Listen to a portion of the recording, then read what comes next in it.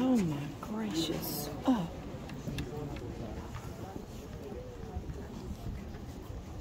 But this is just like wallpaper out here.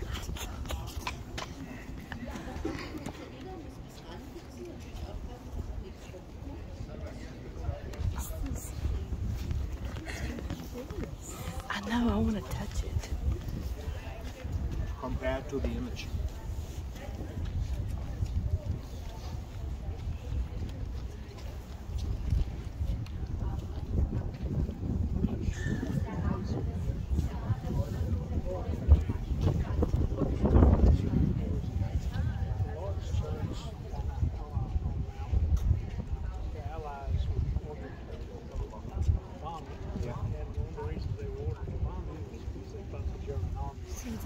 Yeah, church. Yeah. Turns out they weren't. But I was wondering what was the purpose of bombing Dresden? Maybe he's Or do you even know? Was it because they thought the German army was taking, you know, because I know this was at the end of the war. Yeah. And so the church, and I wish I could remember which church it was, but it was in Italy. A monastery in Italy. You're speaking about in South Italy, a monastery. Yeah, that's I don't remember the actual name.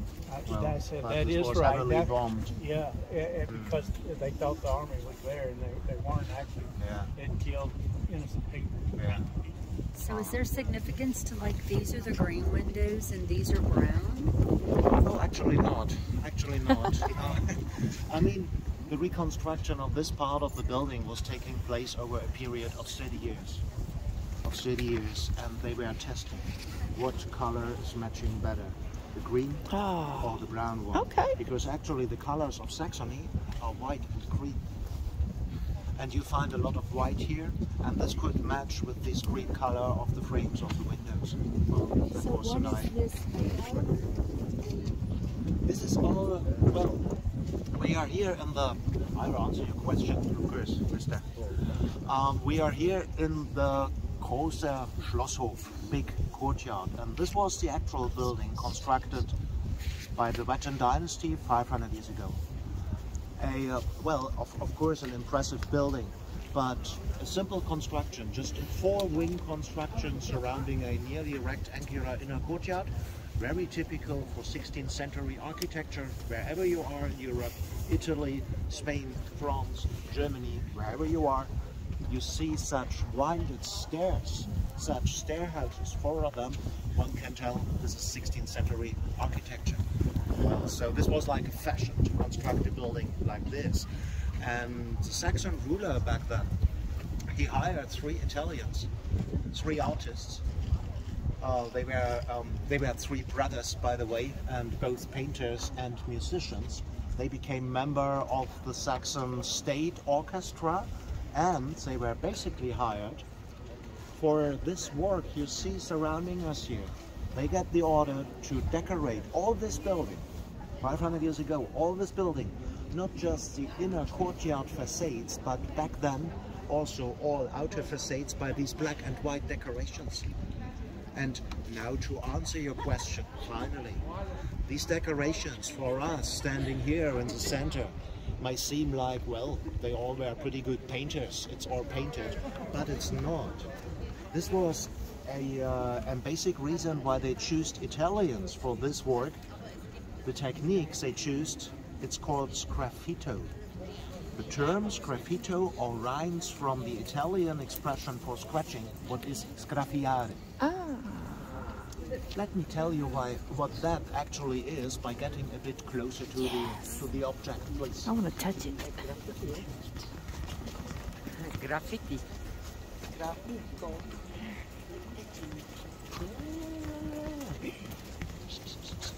One step closer. Oh, I painted see. It consists of 2 layers of plaster. The dark grey one, it gets its color by mixing it with charcoal powder. This is the traditional way of getting it grey. And the second layer, a white one, and then you see the scratch marks. You need to scratch out or away from the white layer by special tools, what should stay dark grey. And this became fashion, this technique, love it. all I over love it. Europe rapidly during the 16th century because it's so resistible. I mean, if you paint such a building, the sun is bleaching any paint and you need to renew this, say, each 20 or 30 years. This is not bleaching because the actual color, the pigmentation is inside the plaster. It can't be bleached out. I mean, you need to clean it 2 or 3 times a century or so. But if this is done properly by the craftsman, such a decoration, such a sgraffito can last for 400, 500, 600 years without any need of renewal. Those little pinks. Yes, I love it. Oh, that's very, very hard to tell. No, it's because It is. it's basically about Roman mythology from the Roman Empire and from Christian mythology. And the ideas, the philosophy behind of the 16th century, why they choose this and not that, we don't have any records about that. And because the philosophical world of these people living 500 years ago was completely different from ours, also the art historians cannot tell why they choose this and that and why not. Well, and we actually only also have no original drawings for that. But because Zwinger courtyard existed 300 years ago, constructed as a party ground, this was the court's party ground, actually. This was the place for tournaments, for joustings, for hunts, for festivities and so. And whenever there was such an event, the court painter took part and drew out the scenery or painted it in oil paintings, and there are still many drawings and sketches and such oil paintings of this period in our archives, and that makes it possible to remake, to redo that. Yes. But we can't tell a stable courtyard, because the big building at the end of the yard of the court, this is the historical stable constructed more than 400, the royal stable 400 years ago constructed. And this long-shaped courtyard had been used as jousting ground, as jousting courtyard. And yeah, that's a very cute one, I must say, but because it's a bit special and they do music and events and they charge a fiver. Well, the other one, you can see the big dome over there. That's a Lutheran church where we will finish our tour on another square, what is New Market Square. There's another Christmas market, and that's free of charge. Just as a footnote, so to speak, for your spare time, what to do here. So this could be an idea, or the other one. Let's walk on. I love the man inside.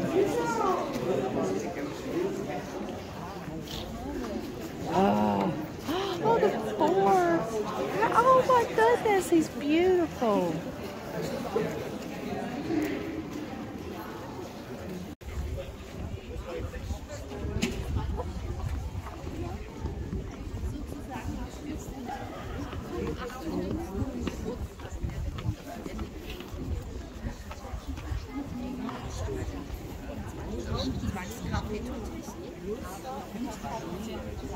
Aber der Weihnachtszeit gibt da immer 1, 2 Cash einfach mal. Ich sag mal so, ich kann nicht. Ja. Du, es ist alles drin und er bezahlt dir Essen und Getränke. Ja.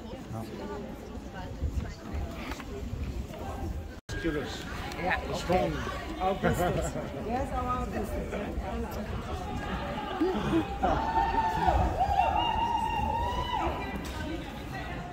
I want to go, woo! Well, we are still at the palace, by the way. We are still at the palace, and 100... What can one do? What can one do? Keep smiling. Smile and wave. I think that's a bachelorette or something. Bachelorette party or something, right? Well, look. The outer facade of this stable courtyard constructed 400 years ago, actually they decorated that with a rider's procession back then. procession, but over the years, over the centuries, it became not better. It was bleached and so on, and during the 19th century they were seeking for something else, and they choose their ancient gallery. This long mural is called Procession of the Rulers, and that's what it is, basically. It's like a long timeline dealing with that dynasty who ruled Saxony for so many years. It starts over there in the medievals, the timeline, and we could find 35 generations of Saxon ruler all on the timeline. And did you figure out who set August the Strong? There are some Frederick Augusts as well. It was a very fashionable name. Well, to cover the secret or to discover the secret. The one sitting on the horse what goes up, this is August the Strong. Frederick August I was his actual name of Saxon ruler, and in this case he is August II because he was a pretty busy ruler. He ruled Saxony, and as a second job, so to speak, he became king of Poland. Our neighbor country paying a lot of money to the Polish nobles in order that they elect him as their king. But he was a pretty busy one. He ruled Saxony and Poland, and his name as Polish king was August II. And he ruled, as you see, 1694, 1733, almost 20 years. Followed by his firstborn son, the one with the big wedding party in the Tringa over there, well, named August III. He also was a Polish king. Well, and this is how it all runs here. So the 35 rulers are writers with their names, and normally, usually, 2 numbers below. But of course, it's all in the century. That's all pretty interesting to see. So this is like, say, 700, 750 years of European history, basically. And yes, it's painted, of course, but not on the walls, plastered. It had been created similar to a jigsaw puzzle. These are tiles. Oh, 24,000 tiles. How pretty. First floor is covered with sandstone, as you see. Where the sandstone ends, from that line up to the roof, you can find anything somehow squared. 24,000 tiles. And because it's it deals with, it's all about that Saxon dynasty. They choose something special from Saxony in a small town. Like, what is that?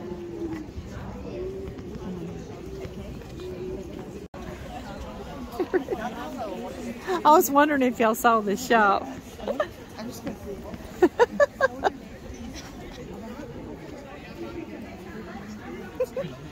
Oh my.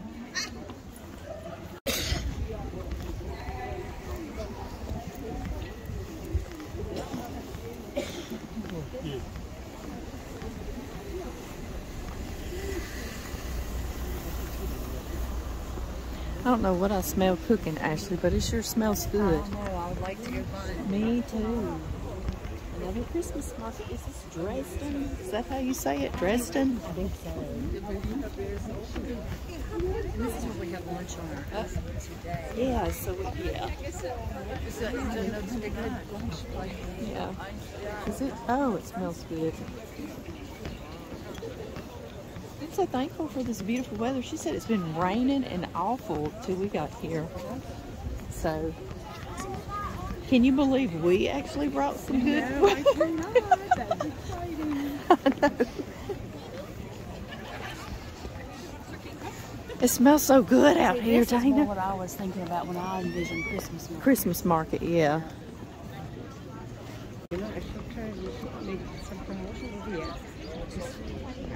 Because so many people, I don't know what how many museums. Oh, you brought it with? I thought you brought it with. It's just wonderful. No, You will love Prague as well, but I think just as in Berlin, there was blue sky and sun. yeah, And we haven't seen this for perfect. 2 or 3 weeks. Oh, It's my. always gray sky and low clouds for 2 or 3 weeks. They brought us the sunshine. It's good to see a bit of sun, but it's still existing. Well, we didn't have any rain this summer for months. Really? So hot. It was 106 in the fall. Yeah. So, and ladies and gentlemen, now's our very last stage. We are here on Newmarket Square. And this building, it's a church, a Lutheran one. That's why you got that statue here, that monument for Martin Luther. This building is one of the major buildings in Dresden. It's very well known all over Germany because it's actually dating also to the Baroque age. It have been constructed, say, 1720, 1740, 300 years ago. During the war, in February 45, it collapsed completely. Just a big hill of rubble remained and 2 parts of it still standing. One of these parts you can see from here on the left edge of this building. Oh, yeah. A completely dark part. Okay. And that's the point where I should tell you something important if one visits Dresden. It's about the sandstone. It's about the material used here for centuries, because actually, well, the sandstone mountains are pretty close to Dresden, just 20-30 kilometers upstream. And there are still 6 quarries in work. And the material from there, especially from the quarry, it got a very light beige tone, like the tone, the color of sand. But this variety of sandstone from Saxony, it's something special because it includes high amounts of several metals, like just traces of them, like copper, manganese, basically iron connections, and combined with weathering. These metals turn the stone's color completely. Across 80, 100 or 140, 50 years, the stone becomes completely dark brown, turns dark gray up to black. That's also what you saw on Theaterplatz Square. I mean, the opera, the court church, and so on. If one looks around, you may think by yourself, well, these locals here, they should clean their buildings once in the future. Didn't you thought that? So no. I heard that clearly. No, this is the common way. If I would visit Dresden for the very first time, I would look around and think, oh, well, yeah, they should clean their buildings. But it's not caused by pollution. The dark tone of the stone, it's caused by the time, by weathering, by oxidation. And before its collapse, in 45, this building was completely black, and that's the reason why you find this part of it still standing as a black stone part. And when it became a ruin, I mean, this is East Germany, and we were under so-called period. They kept this particular ruin, and it became an anti-war memorial for East Germany. The ruin of the Church of Our Lady in Dresden was the anti-war memorial in all East Germany. Well, that was the reason why it still was here also 45 years after World War II as a ruin. Just as it had been left behind by the war, they kept it. But 1989, 1990, there were so many big changes in East Germany, and very rapid changes. 1 month after the fall of the wall, what surrounded West Berlin, well, 1 month after, a small group of very engaged citizens here, they founded a foundation and started collecting donations all over the world in order to get this building reconstructed. This was what they were dreaming of, to reconstruct after all the other reconstructions. The opera, the gallery, Zwinger Palace, and so on. After all these reconstructions, they were dreaming about also turning this ruin into an active building. And as you see, that was a very successful project. Well, they a rubble hill high as a house, slice by slice, before they moved any of these big sandstone blocks out from that hill. They measured everything very exactly in what angle, in what exact position, you know, in the German way, in what position all these stones were. That took them nearly 2 years.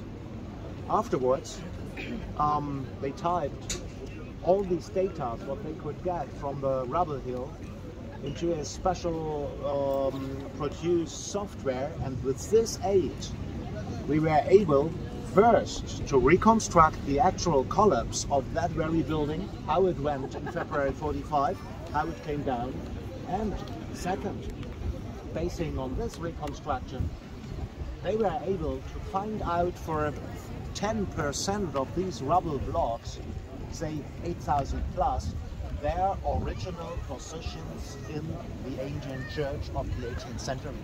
So they handled that like a 3D puzzle for professionals, so to speak. Well, with such bigger jigsaw stones. Well, and the majority of these 8,000 blocks became part of the church inside the walls.